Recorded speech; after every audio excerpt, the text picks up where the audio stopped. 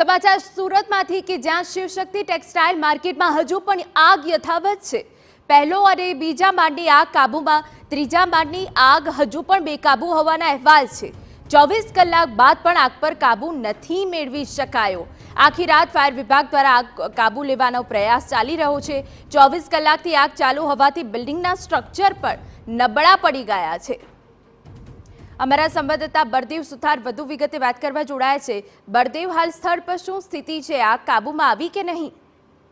જે રીતે સુરત ટેક્સટાઇલ જે શિવશક્તિ ટેક્સટાઇલ માર્કેટ છે તેની અંદર જે આગ લાગવાની જે ઘટના છે તે સામે આવી છે, જેની અંદર છેલ્લા 24 કલાકથી આગ છે સતત જે લાગી હતી। ગઈકાલે વહેલી સવારે 8 વાગે જે ફરીથી આગ લાગી હતી અને અત્યાર સુધી આગ છે તે ચાલુ છે। જ્યારે ઘટનાની જાણ થતાની સાથે ફાયર વિભાગની અલગ અલગ સૌપ્રથમ તો જે 20 થી વધુ જે ફાયર ફાઈટરો ઘટના સ્થળે પહોંચી અને આગ ઉપર કાબુ મેળવવા માટેનો જે પ્રયાસ કર્યો હતો, પણ જે રીતે આગ છે ધીરે ધીરે જે વિકરાળ સ્વરૂપ ધારણ કરી રહી હતી અને કાલે આખી દિવસ જે છે ફાયર દ્વારા કામગીરી કરવામાં આવી છતાં પણ આગ ઉપર જે કાબુ હતો તે મેળવી શકાયો ન હતો।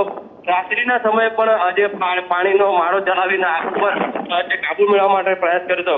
છેલ્લા 24 કલાકથી આગ જે લાગી રહી છે તેના કારણે હવે આ જે બિલ્ડિંગનો જે સ્ટ્રક્ચર છે તેના ઉપર પણ સવાલ ઉભા થઈ છે, કારણ કે સતત 24 કલાકથી જે આગ જે લાગી છે તેના કારણે અંદરના જે સળિયા છે તે પણ ગરમ થયા હોવાના કારણે બિલ્ડિંગને પણ ગમે ત્યારે નુકસાન મોટું થઈ શકે તેવી સંભાવના વ્યક્ત કરવામાં આવી છે। હાલમાં તો જે ફાયર વિભાગ દ્વારા હજુ પણ આજુબાજુ જિલ્લાના જે ફાયર ફાઈટરો છે તેમને બોલાવી અને સતત જે પાણીનો મારો ચલાવી અને આગ ઉપર કાબુ મેળવવા માટેનો જે પ્રયાસ છે તે કરવામાં આવી રહ્યો છે।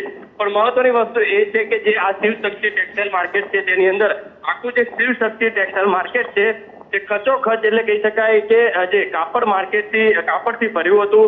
ઉપર ગોડાઉનોની અંદર જે મોટા પ્રમાણમાં માલ હોવાના કારણે જે ધીરે ધીરે એક પછી એક દુકાનોની અંદર આગ હતી તે વિકરાળ સ્વરૂપ ધારણ કરી રહી હતી, જેના કારણે ફાયર વિભાગને આગ ઉપર કાબુ મેળવવા માટે જે છે મુશ્કેલીનો જે સામનો છે તે કરવો પડી રહ્યો છે, કારણ કે ફાયર ફાઈટરો જે છે તે બિલ્ડિંગની અંદર જઈ નથી શકતા, કારણ કે જે કાપડ છે તે કેમિકલ યુક્ત જે કાપડ હોય છે અને તેના કારણે જે ધુમાડો હોવાના કારણે લોકોને જીવ જોખમમાં મુકાતા હોય છે, જેના કારણે ફાયર ફાઈટર બહારથી ક્રેન મારફતે જે પાણીનો સતત જે મારો છે તે ચલાવી રહ્યા છે।